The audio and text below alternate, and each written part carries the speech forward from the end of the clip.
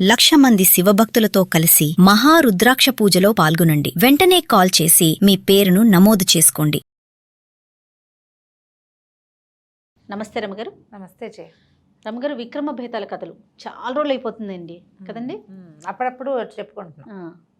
ఒకటి ఏదండి, పట్టువదలని విక్రమార్కుడు మళ్ళీ లోపలికి నడిచాడు, శ్మశానం లోపలికి. చెట్టెక్కాడు, ఆ కళేబరాన్ని భుజం మీద వేసుకున్నాడు.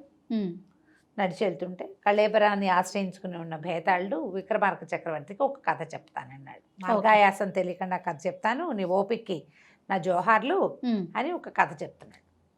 పూర్వం ఉజ్జయిని నగరంలో శౌనకుడు మౌద్గల్యుడు అని 2 స్నేహితులు ఉండేవాళ్ళు. వీళ్ళు ప్రగాఢమైన స్నేహితులు, చిన్నప్పటి నుంచి కలిసే ఉన్నారు. పక్కపక్క ఇళ్లలో పుట్టి పెరిగారు, కలిసి విద్యాభ్యాసం చేశారు, కలిసి ప్రభుత్వోద్యోగం చేశారు. ఎంతకాలమో కలుసున్నారు, ఎక్కడికి వెళ్ళినా కలిసే వెళ్ళేవాళ్ళు. అలాంటి ఫ్రెండ్స్ మనం చాలామందిని చూస్తాం, మంచి స్నేహితులు. అయితే కొంచెం పెద్దవాళ్ళు అయ్యాక, ఇంచుమించు మనవలు పుడుతూ ఉండగా, పిల్లలు పెద్దవాళ్ళు అయిపోయి వాళ్ళ పిల్లల వివాహాలప్పటికీ, అయినా అది నడివయసే, మరీ వృద్ధాప్యం కాదు. మౌద్గల్యుడు హఠాత్తుగా మరణించాడు. ఈ శౌనకుడు చాలా బాధపడ్డాడు. అసలు అతని మృతకళేబరం మీద నుంచి శౌనకుడిని బయటికి తీలేపోయారు. తన స్నేహితుడు తను వదిలి వెళ్ళిపోతున్నాడని అస్సలు తట్టుకోలేకపోయాడు. ఆయన ఓదార్చడం ఎవరి వల్ల కాలేదు. ఓకే, చాలా దిగులు పడ్డాడు. మౌద్గల్యుడిని తీసుకెళ్ళిపోయారు. ఇంకేముంది, శరీరం పాతం తర్వాత జరగవలసిన క్రియలన్నీ యథావిధిగా జరిగిపోతాయి. అయితే ఒకనాటి రాత్రి ఈయన అలా దిగులు పడ్డాడు. ఇక సంసారం ఉంది, ఉద్యోగం ఉంది, పిల్ల చెల్ల అన్నీ ఉన్నాయి, వ్యాపారం, వీళ్ళ వ్యవహారాలు అన్నీ ఉన్నాయి. దుఃఖంతో అలా వెళ్ళదీస్తున్నాడు. ఒకరోజు రాత్రి ఆయనకి కలొచ్చింది. మౌద్గల్యుడు కనపడ్డాడు.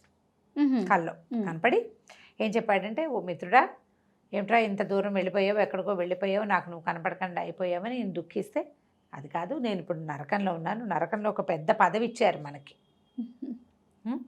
మరి నువ్వు ఎప్పుడు కావాలంటే అప్పుడు మనం కలుసుకోవచ్చు. ఓకే, రోజు రాత్రి పడుకునేటప్పుడు ఈ మంత్రం చదువుకో. ఆ మంత్రం చదివితే నువ్వు నరకానికి వచ్చేస్తావు, మన ఇద్దరం కలిసి ఇక్కడ స్పెండ్ చేయొచ్చు అని చెప్పాడు. బాగుంది, పనక్కడ వస్తే బాగుంటుంది.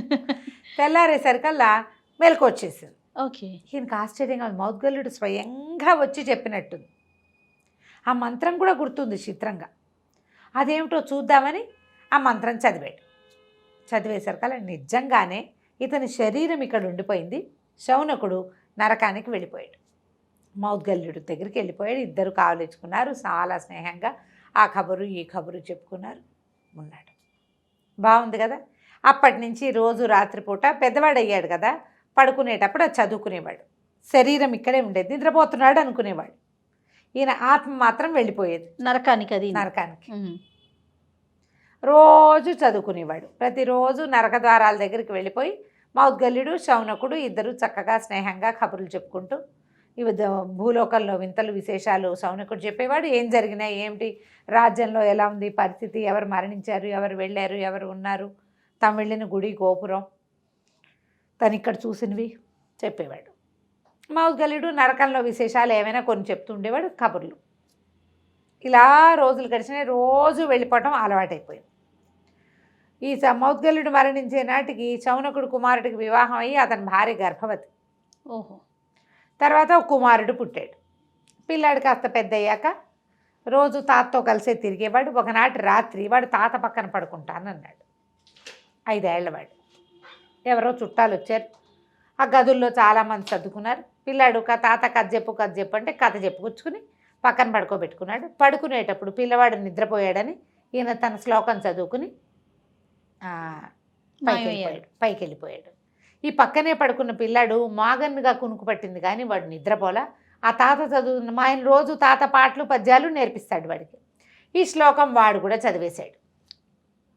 చదవగానే తన తాత మనవడు ఇక్కడే ఉన్నారు, పైకి కూడా వెళ్ళిపోయారు. ఆ పిల్లాడు కూడా పైకి వచ్చేసాడు. ఈ పిల్లాడిని వెంబడి పెట్టుకొచ్చావేమిటో అని స్నేహితుడు అడిగాడు. అయ్యో నాకు తెలీదు వీడు ఎటా వచ్చాడో అంటుండగానే ఆ పిల్లాడు తన ఈడు పిల్లలు ఎవరో కనబడితే ఎగురుకుంటూ ఆటకి వాళ్ళతో పాటు వెళ్ళిపోయాడు. తెల్లవారేసరికల్లా శౌనకుడు వచ్చేసాడు. పిల్లాడు రాల. పిల్లాడు చనిపోయాడని లబో దిబోమని అందరూ ఏడ్చారు. రాలేదు మరి, మృతకళేబరం ఉండిపోయింది. దాంతో ఇక ఇంటిల్లి పాది 5 ఏళ్ల చంటి పిల్లాడు, ఇంట్లో పిల్లాడు మరణిస్తే ఎలా ఉంటుంది పరిస్థితి? వాళ్ళందరూ ఏడ్చి శోకాలు పెడితే శౌనకుడు ఏం చేశాడు, గబగబా తన గదిలోకి వెళ్ళి దుఃఖంతో పడుకుని ఆ శ్లోకం చదివి మౌద్గల్యుడి దగ్గర పరిగెత్తాడు. నా మనవడు ఏమైపోయాడు, తీసి ఇవ్వమంటే వాడు ఎక్కడున్నాడు, ఇంతమందిలో ఎలా వెతకను? నువ్వు తెలుసుకుని వెళ్ళావు, నువ్వు తెలుసుకుని వెళ్తావు. నీ పిల్లాడు ఆయుష్ తీరిపోయిందో ఏమైందో మరి నాకు కూడా తెలియదు. వాడు ఎక్కడున్నాడో ఎలాగని వెతకను నేను, నా వల్ల కాదన్నాడు. అనేసరికల్లా ఇతను ఇంటికి వస్తే వీళ్ళందరూ విపరీతంగా ఏడుస్తున్నాడు. తాత పక్కన పడుకుని చచ్చిపోయాడు పిల్లాడంటే. అయ్యతో కోడలు దుఃఖం, ఆ అమ్మాయి మళ్ళీ గర్భవతి, నిండు గర్భం, పిల్లాడు చనిపోయిన దుఃఖం తట్టుకోలేకుండా ఉంది. ఈయన భార్య తట్టుకోలేదు. అంతా ఏడుపులు, గందరగోళం, మొత్తుకోళ్ళుగా ఉంది. ఈయన మళ్ళీ మౌద్గల్యుడి దగ్గరికి వెళ్ళాడు మంత్రం చదువుకుని. నా మనవడిని నాకు ఎట్లాగైనా దక్కించంటే, సరే ఉండు చిత్రగుప్తుడి దగ్గర చూద్దాం అని చెప్పి చిత్రగుప్తుడి దగ్గరికి వెళ్ళారు. వెళ్తే ఈ పిల్లాడు ఇంకో చోట పంది పిల్లగా పుట్టేయబోతున్నాడు. అప్పుడు చిత్రగుప్తుడు చెప్పాడు ఈ విషయం. వీడు ఇంకోసారి పుట్టడానికే చచ్చిపోయాడు, వాడు పిల్లాడు ఇక్కడ పోయాడు, అక్కడ పుడతాడు అనేసరికల్లా ఇతను ఏమన్నాడు, ఎక్కడ పుడుతున్నాడో కనుక్కున్నాడు. పక్క ఊర్లో ఒక పంది ఈనబోతుంది, దాంట్లో తెల్ల పంది కూనగా పుట్టబోతాడు, నువ్వు ఓ పంచి అక్కడికి వెళ్ళి ఆ పంది కూనని చంపి నీ మనవడు బతికొస్తాడని చెప్పాడు. పుట్టగానే పిల్లని చంపేస్తే ఆ ప్రాణం వీడిలో చేరుతుంది, మళ్ళీ అది కిందకు వచ్చింది ఇక్కడికి వచ్చేస్తుంది. నేను పైకి రానివ్వకుండా నేను ఏర్పాటు చేస్తాను, ఇది సహజం, నీ మనవడు చనిపోవడం సహజం అన్నాడు. అనేసరికల్లా సరే ఇతను ఏం చేశాడు, శౌనకుడు దిగొచ్చేసి పిల్లవాడు బతికొస్తాడు, మీరు భయపడవద్దు, ఏమీ చేయొద్దు, పిల్లాడి శరీరాన్ని ఖననం చేయబోకండి, ఈ రాత్రికి ఉంచుదాం, రేపు తెల్లవారేసరికి పిల్లవాడు లేస్తాడు, నాకు నమ్మకం ఉందని చెప్పాడు. చెప్పేసరికల్లా ఇంటిల్లి పాది ఏమనుకున్నారు, తాతే ఖననం చేయవలసిన వాడు ఇట్లా చెప్తున్నాడని పిల్లాడు డెడ్ బాడీని ఇంట్లోనే అట్ట పెట్టుకున్నారు. చుట్టుపక్కల వాళ్ళు ఏమైనా అన్నా వాళ్ళు వినిపించుకోవాలి, మేము బతుకుతాడని నమ్ముతున్నాము అని చెప్పారు. మర్నాడు తెల్లవారుగానే శౌనకుడు బయలుదేరి పక్క ఊరికి బయలుదేరి వెళ్ళాడు. వెళ్తే ఆ పక్క ఊర్లో ఒక యానాది వాడి వాకిట్లో పందులు ఈనడానికి సిద్ధంగా ఉన్న ఒక పందిని చూశాడు. చూస్తే వాడికి ఏం చెప్పాడు, డబ్బులు ఇచ్చి అరే పంది పిల్ల ఒక పిల్ల కావాలి నాకు అంటే సరేనన్నాడు. వాళ్ళకి ఏముంది ఇచ్చేస్తారు, సరేనన్నాడు. పంది ఈనింది, దానికి ఒక తెల్ల పంది, అన్ని నల్లగా ఉంటే ఒకటి మాత్రం తెల్ల పంది ఉంది.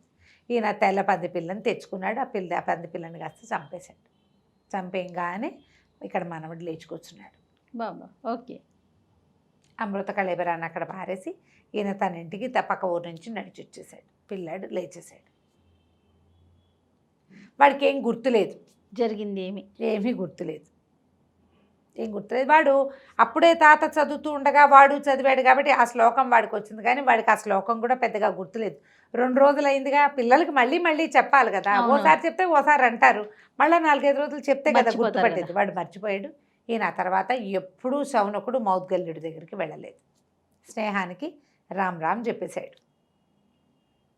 అయితే ఇప్పుడు భేతాళుడు అడిగాడు, రాజా కథ విన్నావు కదా, ఎందుకు శౌనకుడు మౌద్గల్యుడి దగ్గరికి వెళ్ళలేదు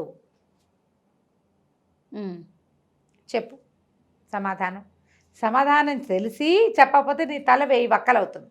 ఇదొక ప్రశ్న. ఈ ప్రశ్నకి సమాధానం చెప్పండి. సమాధానం తెలుసు విక్రమార్క చక్రవర్తికి, ఆయనకి ప్రతి ప్రశ్నకి ఆన్సర్ ఉంటుంది. అవును. ఏం చెప్పాడంటే, తన స్నేహితుడుగా ఉన్న మౌద్గల్యుడు కింద ఉన్నప్పుడు స్నేహితుడు, వీళ్ళిద్దరికీ ఒకే రకమైన స్పందన ఉండేది. పిల్లవాడు చనిపోతే దుఃఖంతో ఉన్నాడు తను, మౌద్గల్యుడు క్యాజువల్గా ఉన్నాడు.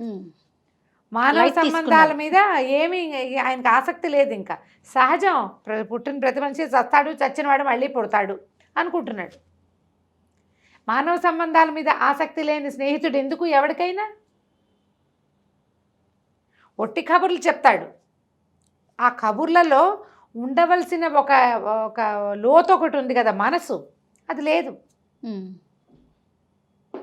ఒక సన్నికర్ష కావాలి కదా మనకి. అవును. ఇప్పుడు మనం పై కబుర్లు ఎవరికైనా అవసరమా? కాదు. స్నేహం అంటే ఎలాంటిది? నీ లోతు నాకు తెలియాలి, నా లోతు నీకు తెలియాలి. మన గుండె లోతులో స్పృశించేదే స్నేహం. నేనేం ఊహిస్తానో నువ్వు కూడా అదే ఊహించడం స్నేహం. నేను దేనికి బాధపడతానో ఆ బాధ నువ్వు కూడా అనుభవించడం స్నేహం. నేనేమో మానవ సహజమైన బాధతో మనవడు చచ్చిపోయాడని నేను ఏడుస్తుంటే, ఇది లోక సహజం, పుట్టినవాడు గిటక తప్పడు అని అతను చెప్తున్నాడు. అతను ఎప్పుడైతే క్యాజువల్గా తీసుకున్నాడో ఇంకా మా నరకలోక వాసి అయిపోయాడు. వీడితో నాకు స్నేహం అక్కర్లేదు అనుకున్నాడు శౌనకుడు. ఆ తర్వాత ఎప్పుడూ అతను ఆ ప్రయత్నం చేసి ఉండడు అనగానే బేతాళుడికి నచ్చింది ఆన్సర్. ఇదే కరెక్ట్ అయిన సమాధానం. కానీ నువ్వు సమాధానం చెప్పేసావు, మాట్లాడావు, మౌనభంగం చేసావు కదా, అందుకని నేను వెళ్ళిపోతున్నా అని ఒక్క ఎగురెగురు మృతకళేబరతో సహా అక్కడి నుంచి బేతాళుడు వెళ్ళిపోయి మళ్ళీ శ్మశానం లోపల ఉన్న మర్రి చెట్టు మీదకి చేరిపోయాడు. ఏం చేస్తాడు విక్రమార్కుడు? మళ్ళా యథావిధిగా వెనక్కి ప్రయాణం అయిపోయాడు. భలే ఉంది రమ్మగారు, చాలా బాగుందండి. చందమామతో. చందమామలో ఇది. ఓకే అండి, నమస్తే రమ్మగారు. నమస్తే.